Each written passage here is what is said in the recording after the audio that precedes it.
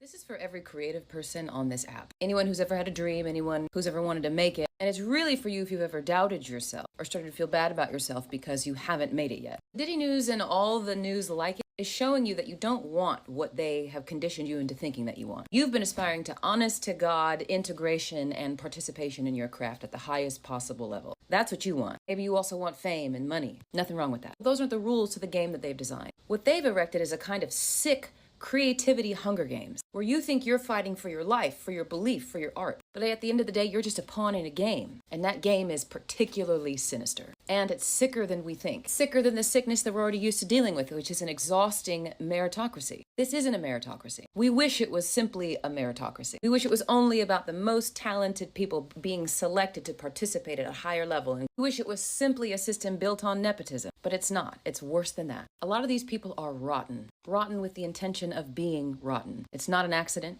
They didn't fall into it. It is their intention. And what we're learning is that the destination on the path that we've all been taught to follow is quite literally hell. I am not telling you to abandon your goals, nor am I saying that anyone who's ever made it in this fancy way has done so through some moral compromise. That's not what I'm saying. I'm not telling you to abandon your goals altogether. What I am telling you to abandon is the shame for having not arrived where they are telling you you ought to arrive. Because getting there is not about how good you are. This is what this Diddy stuff is showing us. It's not about how hard you've tried. It involves other things, allegedly. And more to my point, I'm not only asking you to put down the shame, I'm asking you to go the step further. Once you've put down the shame of not being able to participate in their arena, be honest with yourself about what your actual work is. If you aren't somehow tragically disqualified from participating because of some God-given mediocrity, ask yourself what actually is in my way. Because that game that they're playing with us and our lives, both rewarding and gatekeeping with only the most sinister behavior, not only does that keep you out,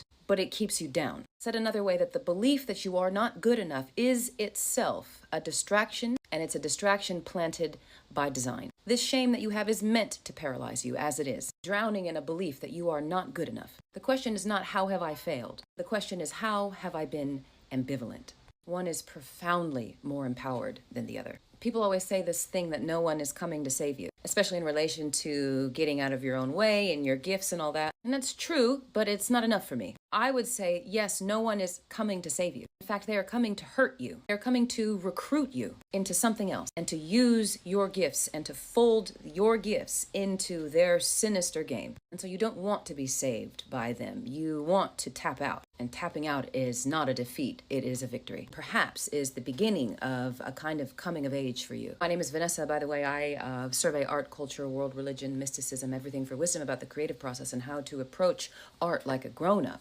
How to stay in this art business for a lifetime and how to do so with integrity, a way that is satisfying and also fulfills the mission. The Diddy stuff is showing you that you need to make your own opportunities. Give yourself the permission to share your art now. Someone will hear it. Someone will receive it. And along the way, be honest with yourself about your undone work. And I promise you that this approach is exactly what your art needs. For you to take yourself so seriously that you are no longer distracted by your own shame.